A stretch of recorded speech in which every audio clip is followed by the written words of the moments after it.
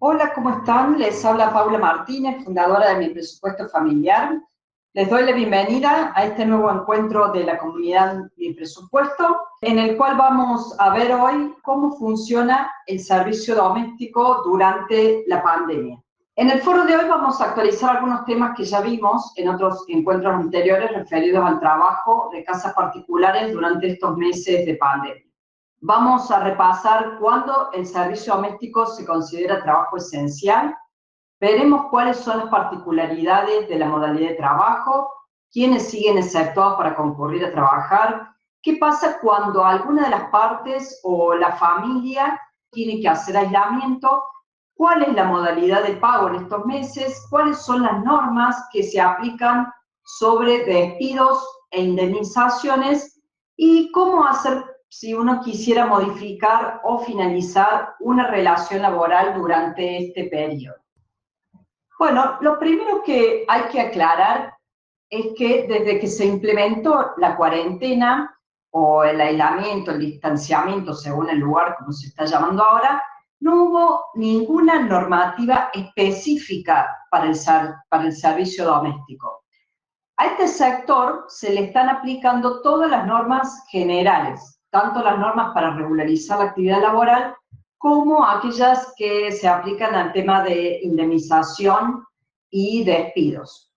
Entonces, no hay cuestiones específicas que por ahí la normativa general no trata y hay que ver cómo se encuadran en esta actividad. Bueno, vamos a ver cuándo se considera al servicio doméstico actividad esencial. Según el DNU del aislamiento, el que comenzó en marzo, el 20 de marzo, uno de los puntos de las actividades esenciales habla de las personas que deban asistir a otras con discapacidad, familiares que necesiten asistencia, a personas mayores, a niños, a niñas y adolescentes. Esta es toda la definición que tiene el DNU y, por analogía, en el caso del personal del servicio doméstico, esto encuadraría en la categoría 4 de cuidado de personas. Entonces, la única actividad esencial en el marco del decreto es la categoría 4 y todo el resto de las categorías, incluyendo las tareas generales, los jardineros, cocineros, etcétera, no serían esenciales según la normativa. Bien, a partir de que se fue flexibilizando la cuarentena tan estricta, esto fue a mediados de año aproximadamente, cada jurisdicción fue decidiendo el retorno de la actividad de las casas particulares. Esto se fue haciendo en las distintas provincias y los últimos lugares habilitados para mediados de octubre fueron la Ciudad de Buenos Aires y las localidades de el AMBA, el área metropolitana que integra de la provincia de Buenos Aires. Entonces tengamos en cuenta que no hay normas, como al principio del primer decreto, que se apliquen a todo el país, sino que cada provincia e incluso cada ciudad o cada municipio va estableciendo sus propias características. De todas maneras, les dejo acá algunas formas de trabajo que son las más habituales.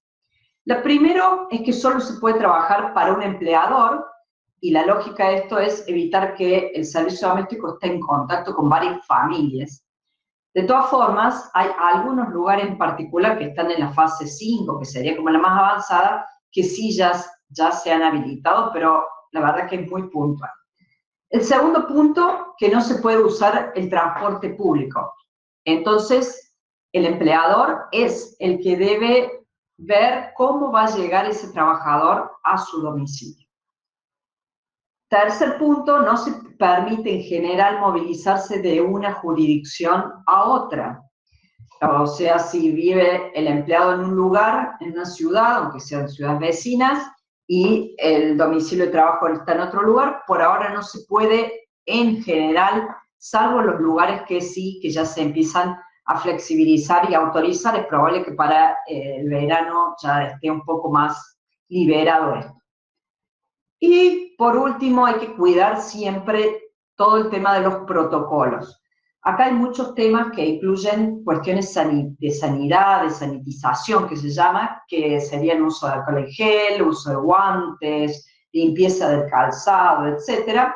pero diría que lo que hay que tener en cuenta como fundamental son 3 cuestiones.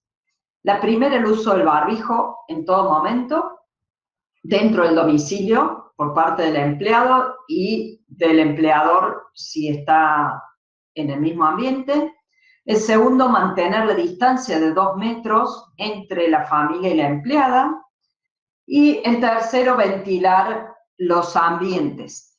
Bien, en cualquier caso, en cualquier modalidad de cualquier jurisdicción, siguen exceptuados de concurrir a los lugares de trabajo, pero tienen que continuar cobrando el salario normal y habitual, los mayores de 60 años, las embarazadas, las personas que están en grupo de riesgo por tener enfermedades preexistentes, según tiene que tener un diagnóstico médico, por supuesto, y entre las enfermedades persistentes ha ido habiendo cambios en los DNU, en las resoluciones, pero les diría que en términos generales son las enfermedades respiratorias crónicas, como el asma y el EPOC, las enfermedades cardíacas, la hipertensión, diabetes, inmunodeficiencia y insuficiencia renal, y también se ha agregado el tema de obesidad de grado 2 o obesidad mórbida, o sea, las cuestiones más complejas de la obesidad. Además, tampoco pueden concurrir a trabajar los empleados que son los únicos responsables del cuidado de menores dentro de un hogar. Bueno, una vez que el trabajador volvió a la actividad, o que la localidad volvió a habilitar el servicio doméstico, se pueden presentar algunas situaciones que impiden que ese trabajador pueda ir a trabajar en el marco de esta pandemia. ¿Cuándo serían estas situaciones?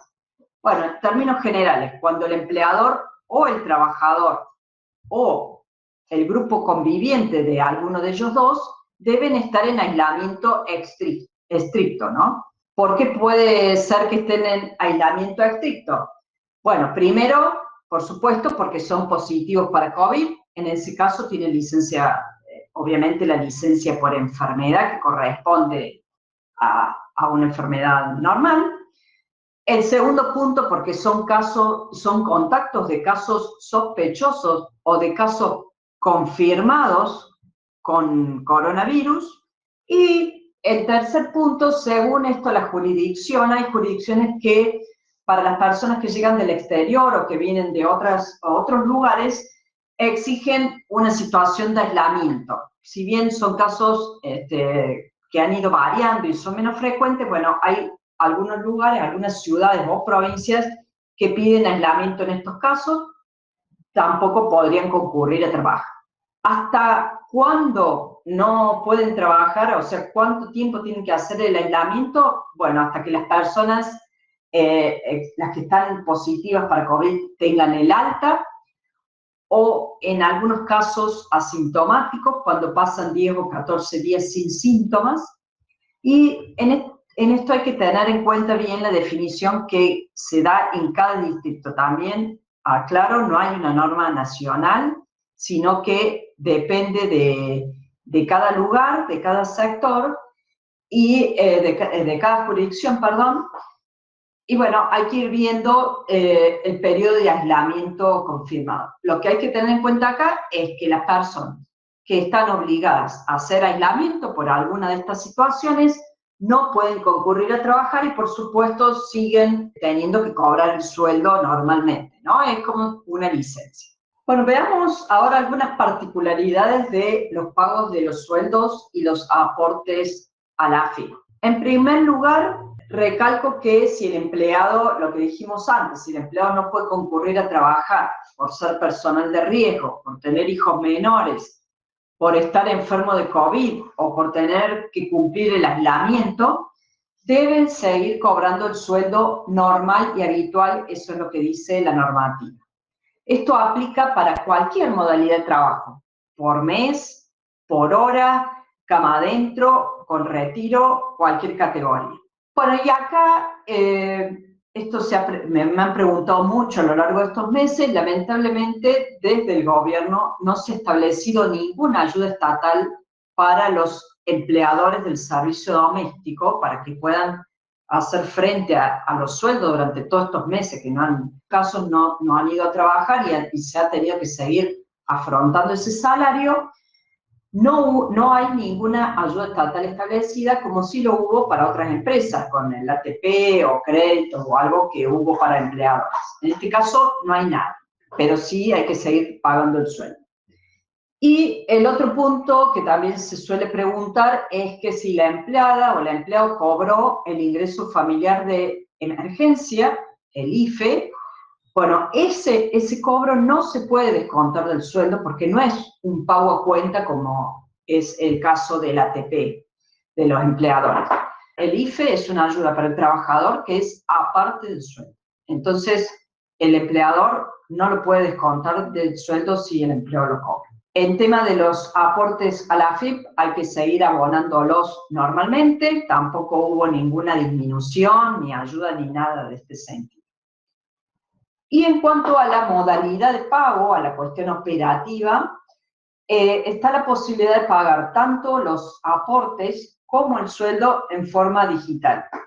Los aportes a la AFIP se puede hacer mediante la generación de un volante electrónico de pago en la página web, tanto los aportes obligatorios como los aportes voluntarios, y el tema de los salarios se puede hacer con una transferencia a una cuenta bancaria que tenga el empleado o una billetera virtual, y también con una modalidad para que cobre a través de cajero si no tiene cuenta. Bien, repasemos ahora las normas respecto a los despidos y a la doble indemnización. A partir del 31 de marzo, por un DNU de ese día, está prohibido despedir sin justa causa. No se puede tampoco invocar falta de trabajo, disminución de trabajo o fuerza mayor, que era una opción que se permite en la ley de contrato de trabajo, pero que el DNU del 31 de marzo lo prohibió. También está prohibido en ese DNU las suspensiones por estas causas, pero no es algo muy usado en el servicio doméstico. O sea, lo que nos interesa en el sector del trabajo de casas particulares es el tema de la prohibición de despidos. Según este DNU, cualquier despido que se realice no es válido, es decir, que no tiene ningún efecto y continúa la relación vigente. Después de ese primer DNU del 31 de marzo, que era por 60 días, se fueron dando otros decretos para prorrogarlo. Y según el último, la vigencia de la prohibición de despidos es ahora hasta el 30 de noviembre de 2020. De todas formas, esto se puede llegar a extender después con otros decretos, por supuesto. Esta prohibición de despedir no se aplica a las contrataciones posteriores a la entrada en vigencia de la norma. Eso es lo que dice el DNU. El tema es que esta cláusula de que no se aplicará a las contrataciones posteriores recién se incluyó en el DNU que se extendió desde julio. Entonces, antes no regía, lo cual quedó ahí en una nebulosa. El otro tema respecto a esto es la doble indemnización. Obviamente la práctica no es de mucha aplicación, la doble indemnización, porque la indemnización está para los despidos sin causa y estos están prohibidos, como dijimos. Pero bueno, se puede aplicar a determinadas situaciones que se tome como valor de referencia. Esto se estableció el 13 de diciembre de 2019, el año pasado, y también se fue postergando y ahora llega hasta principios de diciembre de 2020, la doble indemnización por despido. Pero también con la misma salvedad podría llegar a ser prorrogada. La doble indemnización no aplica a los trabajadores que ingresaron después de ese 13 de diciembre de 2019 del año pasado. Bueno, acá incluyo dos temas que suelen consultar bastante durante estos meses, ya que toda la situación de pandemia, el trabajo en la casa y demás, modificó bastante la situación de todas las familias. El primer tema es si se pueden modificar las condiciones de trabajo, y el segundo tema, que lo vamos a ver a continuación, es si hay alguna forma de terminar la relación laboral sin despedir. Vamos al primero, que tiene que ver con cambiar la relación laboral, y si la pregunta es si se pueden modificar las condiciones, la respuesta es sí. Sí se puede, en las siguientes condiciones. La primera sería de común acuerdo entre las dos partes. Acordamos cambiar las horas de trabajo, los días de trabajo, etcétera, se puede hacer. El segundo punto puede ser por una decisión unilateral del empleador. Y en este caso, el empleador debe indemnizar al trabajador si hay una reducción salarial por esa diferencia de sueldo. Y acá sí hay que tener como parámetro esto de la doble indemnización por despido. Y el tercer punto es si el cambio de la situación laboral decidido por el trabajador. En cualquiera de estos casos, lo que se recomienda es que todas las modificaciones queden por escrito y después que si hay un cambio de horas, una reducción o un aumento de horas, hay que modificar el alta en la web de AFIP para que los aportes y las contribuciones que estén pagando todos los meses estén acordes a esa nueva situación. Bien, por último, vamos a repasar en qué casos se puede finalizar una relación laboral. Estos temas los habíamos tratado en un encuentro especial, si alguno participó en un chat anterior, pero bueno, acá se los voy a tratar de resumir con algunas cosas que han ido surgiendo. Como ya dijimos, no se puede despedir porque los despidos no tienen validez, pero sí se puede terminar una relación laboral por otras situaciones. Por ejemplo, un caso puede ser que el trabajador renuncie. En este caso, el empleado tiene que enviar una notificación fehaciente por escrito, puede ser una carta documento, ¿no? Pero tiene que enviarla para que quede como un registro de que es su voluntad renunciar. El segundo punto puede ser abandono de trabajo. ¿Esto cuándo se da? Cuando el empleador intima al trabajador a que vuelva a retomar la actividad, siempre y cuando, por supuesto, corresponda que lo haga, y el trabajador no se reincorpora, el empleador puede dar por finalizada la relación. Recalco, hay que intimar primero y tiene que haber un incumplimiento. O sea, se tiene que configurar un incumplimiento y recién ahí se puede dar de baja la relación. Otra situación, puede darse que fallezca el empleado, por supuesto en ese caso termina la relación laboral, pero también puede darse por el fallecimiento del empleador o por el fallecimiento de la persona que cuidaba a ese trabajador. Supongamos que fuera categoría 4 de cuidado de personas y se lo había contratado para cuidar a una persona mayor, esa persona mayor fallece, ese caso también se puede terminar la relación laboral, está contemplado, y en estos casos de fallecimiento del empleador, de la persona que se cuidaba, lo que corresponde es abonar el equivalente al 50% del monto de la indemnización por despido. Otra causal de finalización puede ser un acuerdo entre las partes. Y por último, sigue siendo válido, o sea, no está prohibido, el despido con justa causa. Por ejemplo, que el trabajador realice incumplimientos reiterados. Voy a aclarar esto porque muchas personas preguntan cuándo podría ser justa causa. Primero que nada, por supuesto que tiene que ser algo como de sentido común y que tiene que haber un incumplimiento del lado del trabajador, ¿no? Porque tiene que ser una causa atribuible al trabajador. Y en cualquier caso, si el empleador va a despedir con justa causa, tiene que tener muy bien documentado todos los elementos de prueba para que, si el caso fuera a la justicia, que es probable que pueda llegar a ir, lo pueda probar. Eso, yo lo primero que sugiero ahí es un asesoramiento con un abogado, porque la verdad que es bastante controvertido, así que, bueno, hay que estar muy seguro para hacer un despido con justa causa y poder sostenerlo en un juicio. En los casos que no son controvertidos, por ejemplo, que yo ahí les señalé, en los casos que haya acuerdo entre ambas partes, sería una suerte de, para tener una analogía con otros trabajos, como si fuera un retiro voluntario, por ejemplo, se puede fijar algún monto de retiro, que no sería una indemnización, pero sería algo parecido, y acá lo que sí hay que recomendar es que negocien las condiciones entre las partes y las dejen por escrito, firmadas por supuesto, de que están todos de común acuerdo.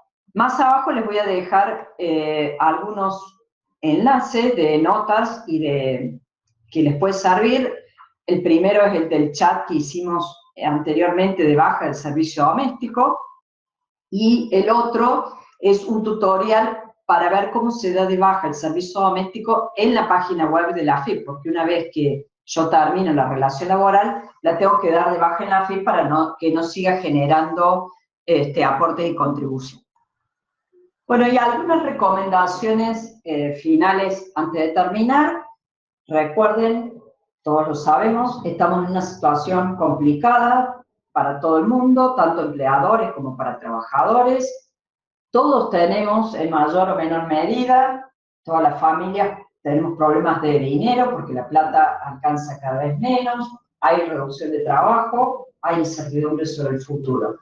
Entonces, en este contexto, va la recomendación de que lo mejor siempre es tratar de dialogar, de buscar llegar a un acuerdo de buena fe entre las partes para que a todos les pueda servir, y siempre formalizar los acuerdos que se logren para evitar controversias futuras que pueden llegar a ser más costosas que cualquier otra situación.